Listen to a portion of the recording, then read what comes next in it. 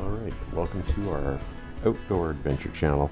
Paul and I decided to take the day we were heading out to the Fraser Valley to see our friends out at the Peters First Nations Reserve out past Chilliwack, between Chilliwack and Hope. We're going to go do some fishing, so come along. Look, Ma, no hands. Blue Cruise on the Ford Tremor. It's pretty cool.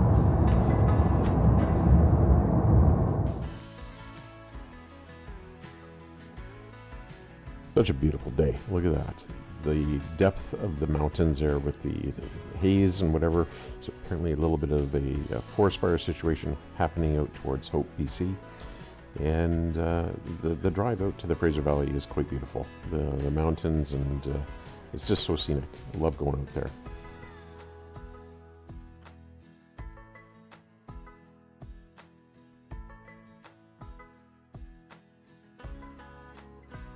Up ahead on the left, there's a pointed mountain. That's Mount Cheam. It's a beautiful mountain, and on the other side of it is Jones Lake. Here we go. We're going to go across the inside channel of the Fraser River.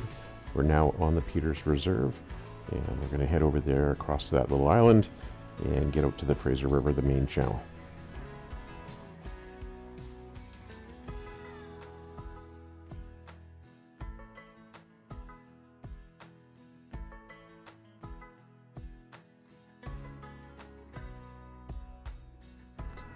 This little spot looked like it would be a good spot for fishing. It had a nice sandy beach, but the problem was that the current was not really very strong there. It had too much of an eddy, and we weren't able to use the proper technique for going after sockeye, which is called bottom bouncing.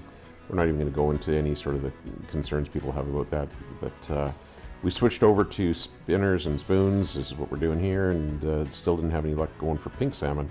They were just super tight-lipped that day. But you know what? Sometimes you get them, sometimes you don't. And here's somebody who thought he was going to have a good opportunity to go fishing. This great blue heron here, he was going after, there's like a small sucker fish, and there was quite a few of them in the area. Paul and I each caught one. So we didn't get officially skunked. We just didn't get any salmon. But you're not going to have my fishing spot today, sir. On your way. All right, so it's been a tough slug. There's fish jumping out there. There's just the problem is that the style of fishing to get the sockeye, you want your lure down around the bottom bouncing, and there's not enough current for that.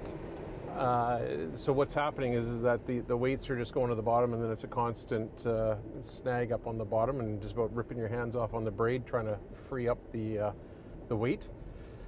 Paula was overheating from the elements outside. Was not a happy. The camera, you know, if we had been filming it, the angry face of a wife who is getting cranky because it's getting too hot outside, and she's not having fun. Isn't that right? You weren't really having a good time, were you? No, the conditions were definitely not ideal. So, especially after you dumped that bottle of water over my head and my sunscreen started going into my eyes. Well, okay. I you know, granted, I didn't think about that. But you know, at the end of the day, you're saying you were just dying from the heat. So I was trying to cool you down. I was overheating. It was not a good situation. But now, guess what? We're back in the Tremor.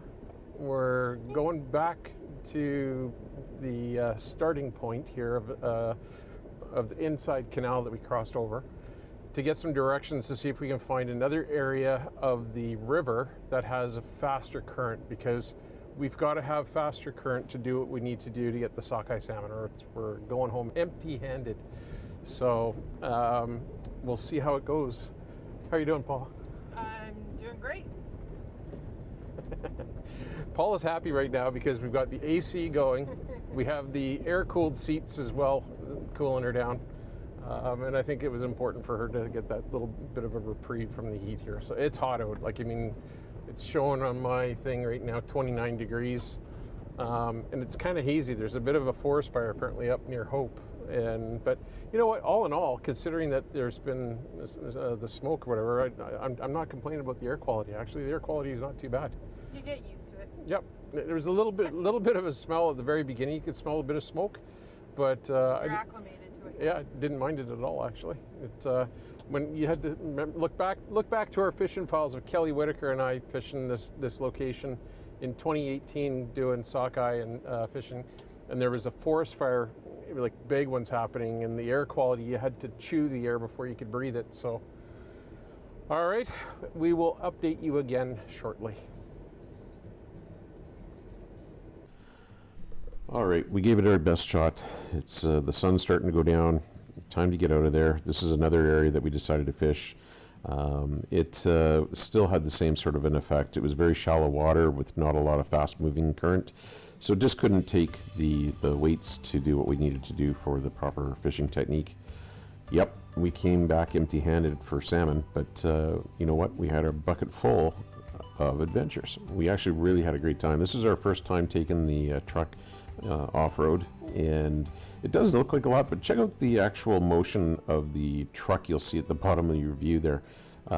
We're going over some pretty rocky and bumpy boulders and stuff like that. The DJI Pocket 3 is just phenomenal. The gimbal on that, Paul was holding the camera and she was concerned it was going to be all over the place, but you look, the horizon is nice and steady, but there's a lot of movement happening on the front of that truck. We were rocking and rolling going over all these different rocks. Our friends said to us that as long as we're driving over the rocks, we're probably pretty safe as far as getting stuck. They said if you see sand and there's no tire tracks, probably not a good idea to drive into it. So we took that advice, and we didn't want to have any misfortunes of getting stuck or whatever. That'd be an expensive tow out to get out of there. We haven't equipped the truck yet with our winch, and right now we're sort of at the mercy of being smart, we'll call it. So, but you can see we had a great time taking this out there.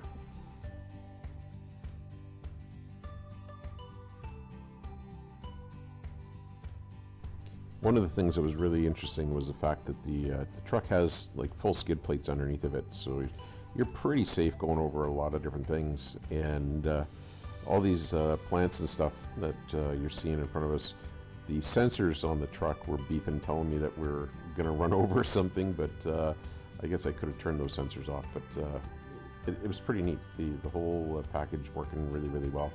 We're going to get across this little rough section, get out to the main pathway here.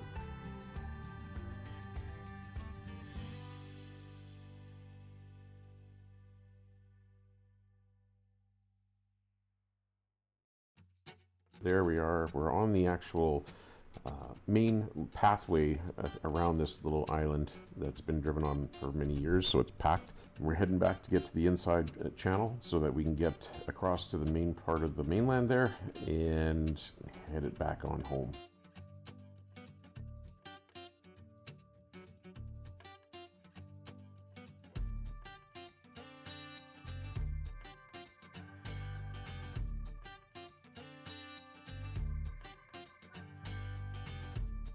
There's the channel. Seeing all those mountains reminds me of my buddy David, who has a channel of his own, which is really cool, called I'd Rather Be Hiking. I'll put the link for it for you here. Check it out. He has some amazing backcountry hikes. There's another one of those great blue herons. They're just beautiful. Love those birds.